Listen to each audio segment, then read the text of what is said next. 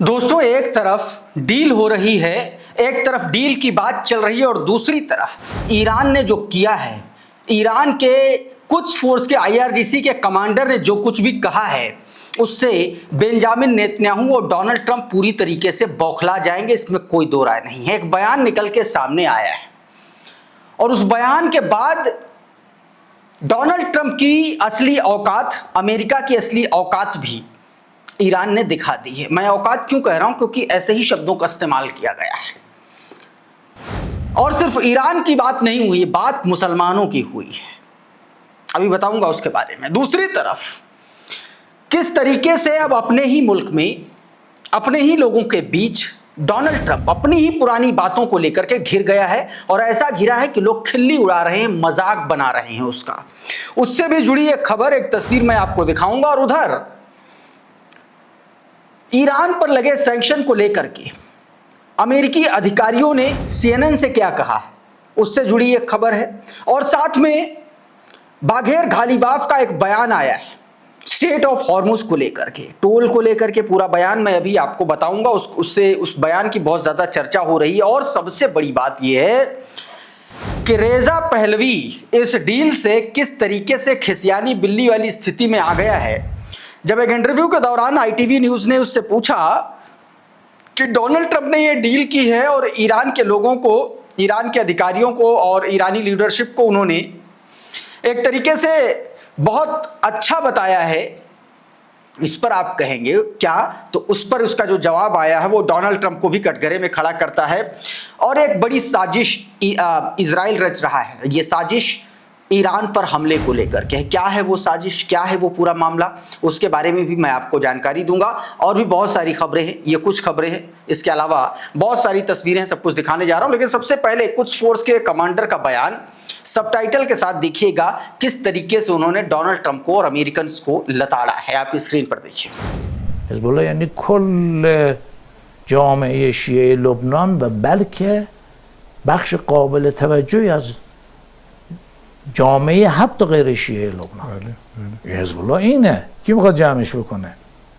لذا من قبلا توی بعضی از صحبت‌ها گفتم من به جنایتکاران امریکا و رژیم صهیونیستی در اوجی که جنایتکاران ولی این توصیه رو میکنم با مقاومت خودتون رو درگیر نکنین. شما از پس مقاومت بر نمیاین. तो इस बयान में दोस्तों साफ साफ एक बात कह दी गई। कहा गया, इस ट्वीट को देखिए, कहा गया कि अमेरिकियों को अपनी औकात समझनी चाहिए कि मुसलमानों को टकराने से बचना चाहिए, मुसलमानों से टकराने से उनको बचना चाहिए। यह भी कहा कि ट्रंप डर के मारे कांप रहा है। अमेरिका को सिर्फ स्टेट ऑफ हॉर्मुज और बाब अल मंदेब ही नहीं बल्कि दुनिया की कई जगहों से डरना चाहिए। मतलब कुछ फोर्स के कमांडर इस्माइल कानी का यह बयान बताता है कि ईरान के हाथ में सिर्फ बाब अल मंदेब और स्टेट ऑफ हॉर्मुज ही नहीं है बल्कि अमेरिका की गर्दन दबोचने के लिए और भी दर्जनों ऐसे रास्ते हैं जिनके ऑप्शंस अभी तक खोले भी नहीं थे ईरान ने दुनिया के सामने। और सीधे सीधे कह दिया कि डर के मारे जो है ट्रंप कांप रहा है और अमेरिका को सिर्फ स्टेट ऑफ हॉर्मुज और बाब अल मंदेब ही नहीं बल्कि दुनिया के कई और जगहों से भी डरना चाहिए। मतलब सीधी सी बात है कि डरना चाहिए लेबनान से, डरना चाहिए हिजबुल्लाह से, डरना चाहिए हुतीस से, डरना चाहिए हमास से। क्योंकि जिस तरीके से रेजिस्टेंस फाइटर इजराइल की नाक में दम किए हुए हैं और जिस तरीके से ईरान पर आरोप लगता है उनको पालने पोसने का, कहीं ना कहीं वो संकेत भी दिए जा रहे हैं कि ज्यादा उछलोगे तो दो चूड़ी टाइट हो जाएगी। और इस बार जंग में तो कितनी ही टाइट हुई है वो आपने देख लिया। तो ये एक बयान। उधर G7 में बीते दिनों फ्रांस में एक बड़ा घटनाक्रम हुआ। एक प्रेस कॉन्फ्रेंस का आयोजन किया गया। डोनाल्ड ट्रंप ने प्रेस कॉन्फ्रेंस बुलाई, तमाम सारे पत्रकार मौजूद थे। कुछ पत्रकारों ने डोनाल्ड ट्रंप की मौज ले ली। और मौज क्या ले ली? मजाक बना दिया, मजाक का पात्र बना दिया। डोनाल्ड ट्रंप से पूछा, डोनाल्ड ट्रंप के ही पुराने बयान को लेकर के, जिसमें डोनाल्ड ट्रंप यह कहता हुआ नजर आ रहा था कि ईरान जो है वो कभी भी नेगोशिएशन नहीं हारता है। तो क्या यह पूछने का मतलब यह था, क्या आप ये बात मान रहे हैं कि नेगोशिएशन में ईरान जीत गया है, तो ये जंग जीत गया है क्या? सुनिए जरा कैसे मौज ली है इस पत्रकार ने, ये पूरा वार्तालाप सुनिए। A wise man once said, in January of 2020, Iran never won a war, but never lost a negotiation. That wise man. Who said that? Donald Trump. Oh, that's what I thought you were going to say. So how do you go back to the United States and convince a skeptical American public that this deal Well, is a look, win? here they lost militarily. Okay. अब एक खबर इसी से और निकलती है जो मुझे लगता है कि भारत के परिप्रेक्ष्य में भी समझनी चाहिए। मधुरेंद्र कुमार का ये ट्वीट देखिए, इनका एक दूसरा एस्पेक्ट है। लिख रहे हैं कि ट्रंप में चाहे लाख बुराइयां हों, लेकिन बतौर पत्रकार मैं इस बात का कायल हूं कि ट्रंप और उनकी पूरी सरकार कभी भी सवालों से नहीं भागती है। कौन सवालों से भागता है? कौन एक भी प्रेस कॉन्फ्रेंस नहीं कर पाया? नरेंद्र मोदी ने एक प्रेस कॉन्फ्रेंस तक नहीं की आज तक। लेकिन ये बात कौन कह रहा? मधुरेंद्र कुमार न्यूज नेशन के पत्रकार हैं। बीच में कहा कि बीच में कोई मंच संचालक भी नहीं होता, सीधा सवाल सीधा जवाब, चाहे आप उस जवाब से संतुष्ट हों या ना हों, और उनसे भी सवाल लेने में नहीं हिचकते जो मीडिया हाउस ट्रंप के धुर विरोधी हैं। उनके खिलाफ ट्रंप खरी खोटी सुनाने से भी नहीं चूकते, और इस तरह दोनों पक्ष अपनी अपनी लोकतांत्रिक उन्मुक्तता को एंजॉय भी करते हैं। ये बात कही गई। उधर CNN को दिए गए एक अमेरिकी अधिकारी के इंटरव्यू के दौरान उसने इस बात को एक्सेप्ट किया पत्रकार के सवाल के जवाब में कि अब जो है ईरान से जो ऑयल के सैंक्शंस हैं वो हटा लिए जाएंगे। छोटा सा हिस्सा सुनिए। He unfroze Iranian assets. The president defended doing the same today, which is part of this agreement. Are you okay with lifting sanctions on Iran and unfreezing Iranian assets, Senator? Again, this is the trust but verify portion of this. As long as they meet all the other conditions of it, we can keep doing that. But then we can slap them back on. Again, I go back to what President Obama did. He lifted these oil sanctions under his agreement and no one criticized him. तो पत्रकार ने पूछा कि क्या Iran पर अब Iran फिर से तेल बेचना शुरू कर सकता है? तो अमेरिकी अधिकारी मार्शल ने जवाब दिया, बिल्कुल, हमने उनके परमाणु कार्यक्रम को छोड़ने के बदले ये रियायत दी है। उधर ईरानियन पार्लियामेंट के स्पीकर बागेर गालिबाफ का एक बयान स्टेट ऑफ हॉर्मुज को लेकर के आया है। मिडिल ईस्ट मॉनिटर ने उस बयान को अपने खबर में बताने की कोशिश की है। इस हेडलाइन को देखिए, Iran to change charge ship for service in strait of Hormuz, parliament speaker says. Iran के पार्लियामेंट स्पीकर बागेर गालिबाफ ने कहा है कि स्टेट ऑफ हॉर्मुज से निकलने के एवज में जहाजों से पैसे वसूल किए जाएंगे, उनसे सर्विस का चार्ज लिया जाएगा। ये बागेर गालिबाफ का बयान आया है। ये बयान इसलिए दोस्तों इंपॉर्टेंट है क्योंकि लगातार इस स्टेट ऑफ हॉर्मुज में टोल को लेकर के, सर्विस टैक्स को लेकर के, चार्ज को लेकर के विरोधाभासी बयान अमेरिका और ईरान की तरफ से सामने आ रहा है। एक तरफ ईरान कहता है, डोनाल्ड ट्रंप कहता है कि फ्री रहेगा स्टेट ऑफ हॉर्मुज, दूसरी तरफ ईरान लगातार कह रहा है कि अब पहले जैसी स्थिति में कभी भी स्टेट ऑफ हॉर्मुज नहीं लौटेगा।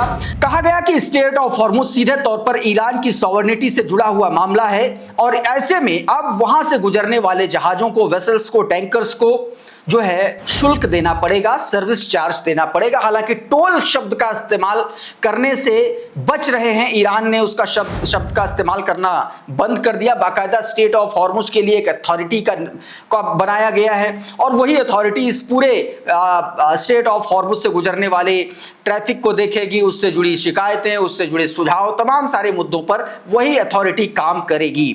तो ये जानकारी दोस्तों। उधर एक और बड़ी खबर आई, ITV न्यूज के में इंटरव्यू दिया रेजा पहलवी ने। आपको पता है रेजा पहलवी कौन है? तो रेजा पहलवी से जो पत्रकार ने सवाल पूछा कि डोनाल्ड ट्रंप ने जो है ईरानियन लीडरशिप को वेरी रैशनल बताया है, मतलब बहुत अच्छा और बहुत एक तरीके से शानदार बताने की कोशिश की है, और इस पर आपका क्या कहना है? तो रेजा पहलवी खिसियानी बिल्ली की तरीके से बोला और ट्रंप पे ही हमलावर होता हुआ नजर आया है।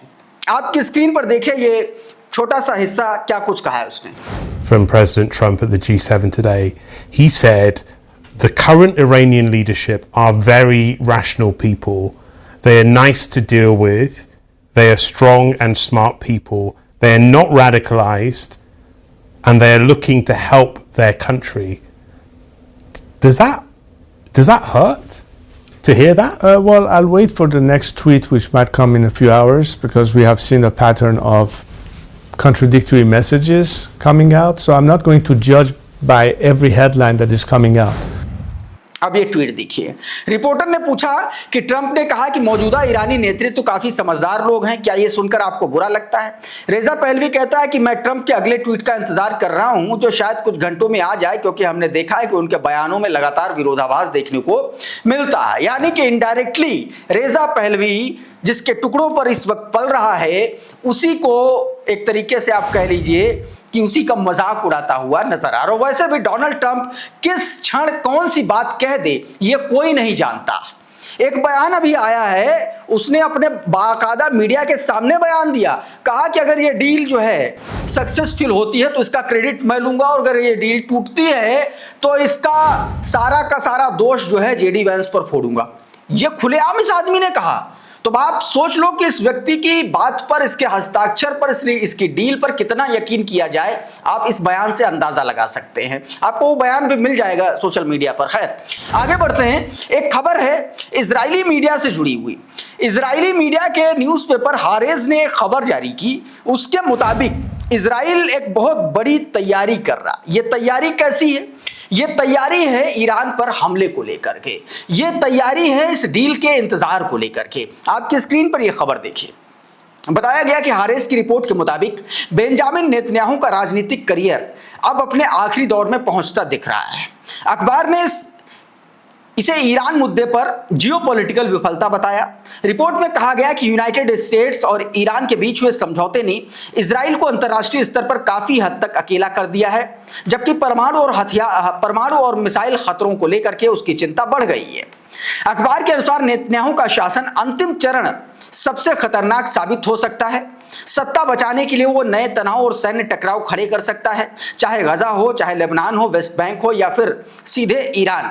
रिपोर्ट में आशंका जताई गई है कि नेतन्याहू चुनाव टालने या नई राजनीतिक सैन्य संकट पैदा करने की कोशिश कर सकता है, ताकि सत्ता पर अपनी पकड़ बनाए रख सके। ये इजरायली अखबार के हवाले से जो दोस्तों मिडिल ईस्ट ऑब्जर्वर ने अपने ट्विटर हैंडल पर शेयर किया है। खबर एक और है जो लगातार इजराइल के साथ वॉशिंगटन, एक तरीके से आप कह लीजिए कि वॉशिंगटन से बातचीत करने की कोशिश इजराइल कर रहा है। विजनर की इस खबर को देखिए। विजनर ने इस खबर में बताया है कि लगातार बेंजामिन नेतन्याहू और इजराइल वॉशिंगटन के संपर्क में है इस डील को लेकर के। बताया गया कि इजरायली दक्षिणी लेबनान में अपनी सैन्य ताकत बनाए रखने के लिए यूनाइटेड स्टेट्स के साथ बातचीत कर रहा है। यह घटनाक्रम उस ईरान एमओयू समझौते के एक दिन बाद सामने आया जिसमें लेबनान की संप्रभुता और क्षेत्रीय अखंडता का सम्मान करने की बात कही गई थी। बेंजामिन नेतन्याहू के करीबी वरिष्ठ इजरायली अधिकारी के मुताबिक इजराइल वॉशिंगटन के साथ कड़ा और जिद्दी मोलभाव कर रहा है और लिटानी रिवर के दक्षिण में अपनी सेना बनाए रखने से पीछे नहीं हटेगा। इजराइल ने लेबनान, गजा स्ट्रिप और सीरिया में कब्जे करने वाले इलाकों को बफर जोन यानी कि सुरक्षा क्षेत्र बताया है। नेतन्याहू पहले ही इन क्षेत्रों से पीछे हटने की सभी मांगों को खारिज कर चुका है। एक दूसरे इजरायली अधिकारी का कहना है कि अब पूरा मामला इस बात पर निर्भर करेगा कि डोनाल्ड ट्रंप क्या इजराइल पर दबाव बनाए रखते हैं या नहीं। अगर ट्रंप ने समझौते की शर्तें न मानने पर कार्रवाई की धमकी दी, तब भी इजराइल को पीछे हटना पड़ सकता है। मतलब सीधा सीधा है कि अब सवाल यही उठता है कि क्या ईरान की डील को लेकर के बेंजामिन नेतन्याहू डोनाल्ड ट्रंप की बात मानेगा या नहीं मानेगा, यह भी अपने आप में बड़ा सवाल है। अच्छा, इस बीच एक और वीडियो सामने आई। वीडियो बहुत हैरान करने वाला, चौंकाने वाला है, क्योंकि पेंटागन के ऑप्स रूम में, एक तरीके से पेंटागन का जो ऑप्स रूम है, ऑपरेशन रूम है, जहां से सारे हमले, सारे स्ट्राइक्स को कोऑर्डिनेट किया जाता है, वहां पर इजरायली अधिकारी देखा गया। इस वीडियो को देखिए, आपकी स्क्रीन पर है। ये आरटी ने वीडियो शेयर किया और इंसर्ट में वो फोटो भी है उस इजरायली अधिकारी की जो एक अमेरिकी अधिकारी के साथ खड़ा हुआ है। आरटी ने ये वीडियो शेयर किया और बताया कि किस तरीके से पेंटागन में ऑपरेशन को अंजाम दिया जाता है। उसके ऑप्स रूम में बाकायदा ये इजरायली अफसर खड़ा हुआ है। आशंका जताई जा रही है, अच्छा, वॉल स्ट्रीट जर्नल के हवाले से ये तस्वीर, ये खबर निकल के सामने आई है और आशंका ये जताई जा रही कि कुछ बड़ा होने वाला है क्या, क्योंकि इस तरीके की घटना ऐसे वक्त में कम ही देखने को मिलती है।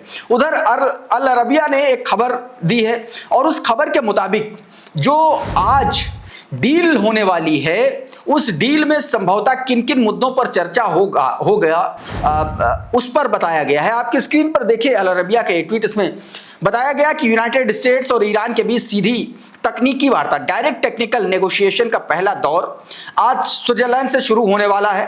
अल अरबिया के हवाले से आई खबर में सामने आया कि इस बातचीत में ईरान पर लगे प्रतिबंध हटाने से जुड़े कानूनी पहलुओं पर चर्चा होगी। इस आर्थिक मुद्दों पर कतर में फंसे ईरान के फंड और संपत्तियों को लेकर के बातचीत हो सकती है। वार्ता में ईरान के परमाणु कार्यक्रम को भी प्रमुख मुद्दे के रूप में शामिल किया जा सकता है। सूत्रों के मुताबिक इस बातचीत में कतर और पाकिस्तान भी हिस्सा ले सकते हैं। कुछ वार्ता सत्रों में टर्की और सऊदी अरबिया के भी भागीदारी रहने की संभावना है। इसके अलावा कुछ गोपनीय अनडिस्क्लोज्ड बैठकें भी होंगी जिसमें लेबनान और हिजबुल्लाह से जुड़े मसलों पर चर्चा हो सकती है। उधर खबर यह है कि इस बैठक में, इस डील के दौरान, बातचीत के दौरान IAEA के जो डायरेक्टर जनरल हैं राफेल ग्रोसी, वो भी मौजूद रहेंगे। प्रेस टीवी ने यह जानकारी दी है अपने ट्विटर हैंडल से, आपकी स्क्रीन पर आप देख सकते हैं। तो ये एक खबर है। उधर मसूद पाजेक्शियन ने डील का बाकायदा मेमोरेंडम का वो पूरा एक तरीके से आप कह लीजिए कि वो लेटर जारी करते हुए एक तरीके से कहा है कि ये एक तरीके से ऐतिहासिक डॉक्यूमेंट है। आपकी स्क्रीन पर उनका ट्वीट देखिए क्या बताया। कहा गया, this is a historical document, a message from the powerful Iran, peace will be realised in the shadow of mutual respect. The Islamic Republic of Iran has always been committed and steadfast to global peace while preserving its dignity and independence as well as the progress and regional cooperation। मतलब सीधे तौर पर ये कहने की कोशिश की जा रही है कि ईरान हमेशा से ही इस तरीके की सम्मानजनक डील, सम्मानजनक बातचीत और नेगोशिएशन को लेकर के खुला रहा है और अपने एक तरीके से अपनी संप्रभुता को लेकर के भी उतना ही सचेत रहा है और इस पूरे के पूरे डॉक्यूमेंट को ऐतिहासिक बताया है। तो साथियों, अभी के इस वीडियो में बहरहाल इतना ही। बहुत बहुत शुक्रिया, बहुत बहुत धन्यवाद। आप जुड़े रहिए आपके अपने चैनल द लाइव टीवी के साथ। नमस्कार। द लाइव टीवी, सच सबसे आगे।